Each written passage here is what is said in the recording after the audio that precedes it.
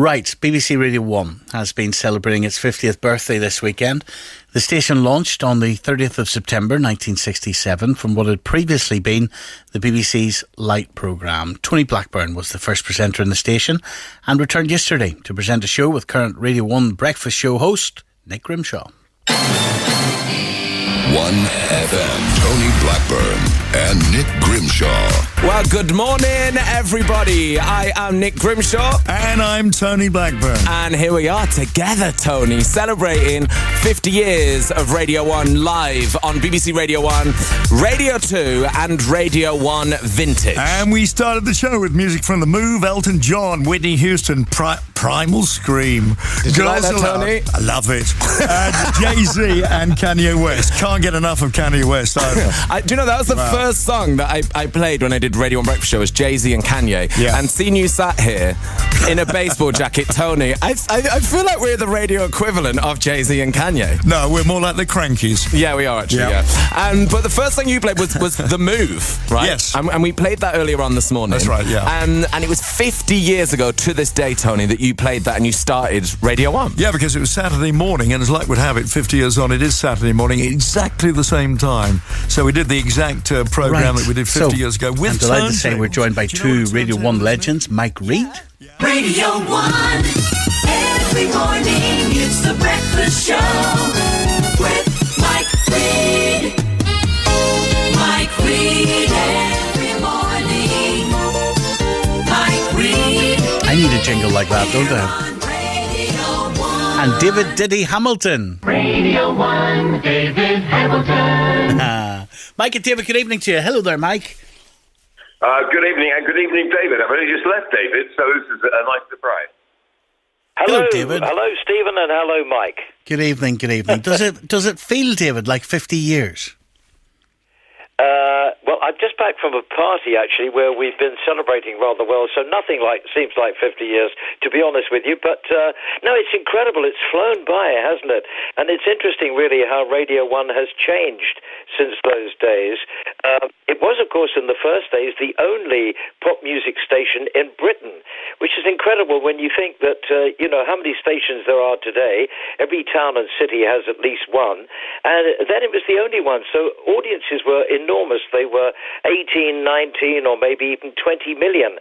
And the other thing was, of course, that music appealed across the age groups. So what was in the charts appealed to grandparents right through to grandchildren. So not only did we have, we're the only radio station, but we had all age groups listening as well. How do you think radio has changed, Mike? What has happened in between? I think the industry has lost it in many ways commercially, as has the music industry. We've lost a grip and didn't get a chance to get things like YouTube sorted, where songwriters aren't making any money. I mean, I think it's an industry now where people struggle to make money. It's an industry where they used to make a lot of money. Talking to Roy Wood, great songwriter this afternoon at our bash, where David was as well, and Roy said, I thought my songs were going to be my insurance policy. But now you earn less and less from these songs, which is crazy, really. And I think the industry, unlike maybe the film industry, didn't really get its act together, didn't really get itself sorted.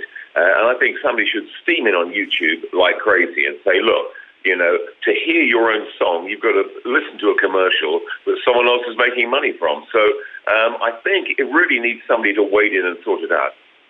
And don't you think, David, if Radio 1, obviously, and to a certain extent it still is to this day, it's based on the personalities of the presenters as well as the music. But there are so many commercial radio stations these days, David, where the presenters are coming second to the music and tracks on a very tight playlist, and the presenters barely allowed to speak for more than 10 or 12 seconds. You're absolutely right. I mean, we were encouraged to be personality DJs. We were almost entertainers, really. And back in the 70s, which is the time that when I was there, it was a very tough decade. You had rampant inflation, you had the miners' strikes, you had the 3-day working week. And I think in tough times like that, people need to be entertained. And we were almost like the sort of Butlin's redcoats of the radio. We used to, tell jokes, and when we did our disco club appearances, we had little acts. I mean, you hear about DJs now mixing records, that would be a real treat for me. We had to go out there and give them a show. So, yes, we were personalities, and of course, everybody was seen as well on Top of the Pops and Seaside Special like that. It was easier, really. If you got the break to do a national radio show, you could become a very big celebrity. And in fact, a lot of the DJs really were as well known as the artists whose records they were playing. Radio 1 can be pretty brutal when it decides that's it for a presenter, Mike. That's right. They'd often take people on, and I suggested at one point that they have senior presenters, maybe someone like Alan Freeman, to take new people under their wing, to just say, any doubts, any problems, let's go and have a cup of tea and what have you. But it was very much sink or swim.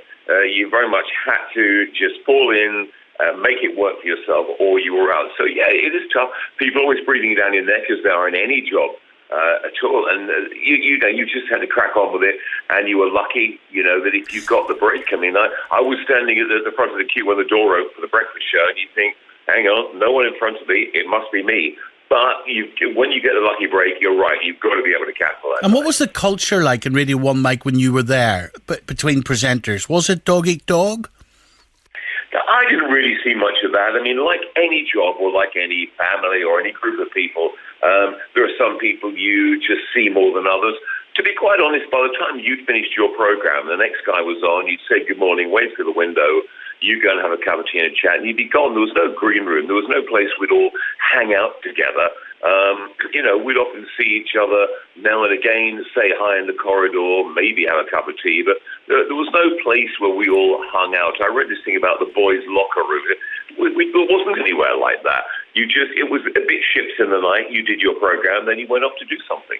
And what was the level of fame like, David, during your time? Like, how much of a superstar were you if you were a presenter on Radio 1? Well, I think wherever you went, people recognised you. They would come up to you in the street. And there were some very funny things that happened as well. I remember we all loved Mike and I and all the other guys, we loved doing the Radio 1 road shows because you would go out and instead of sitting in the studio, and actually meet the public. And there would be one man with a couple of decks playing records and about 20,000 people on a beach there, just dancing and for an hour and a half at lunchtime, just watching a man at work playing records, which is incredible. And I remember doing a Radio 1 road show somewhere and going to the loo, and a piece of paper was passed under the door of the loo. And so somebody said, hey, David, could you sign this for us? So I said, it's a bit difficult at the moment. This guy said, well, actually, it's not for me, it's for our Elsie. Brilliant. Do you think Radio 1 has as much clout these days? Say again? It's a more crowded marketplace now. You've got hundreds of stations. You've got probably 1,000 TV stations. So you're fighting. I said to Nick Grimshaw on Saturday, I said, you're really now fighting a much bigger market. As David rightly said, breakfast show with 14 million, our Saturday morning TV 10 million, pop quizzes 10 million, Top of the Pops was 16, 17 million. They were big, big audiences. But then again, there wasn't really there was anything else to watch, but we were in a much less crowded marketplace. And David, if I were to ask you who was the best ever breakfast presenter of Radio 1? Well, if I didn't say Mike Reid, he'd probably kill me, wouldn't he? But it was quite funny, actually, at the Do today, because quite a lot of the DJs were there. We had a lovely party. Simon Bates, Bruno Brooks, and Mike, of course. And Mike was talking about all the hit records that he'd made. And I didn't realise actually how many hit records he'd made. So Mike was not just a DJ, but a performer as well. And if you ask him now, he'd probably play his guitar for you. David was a performer as well, but in a different kind of way.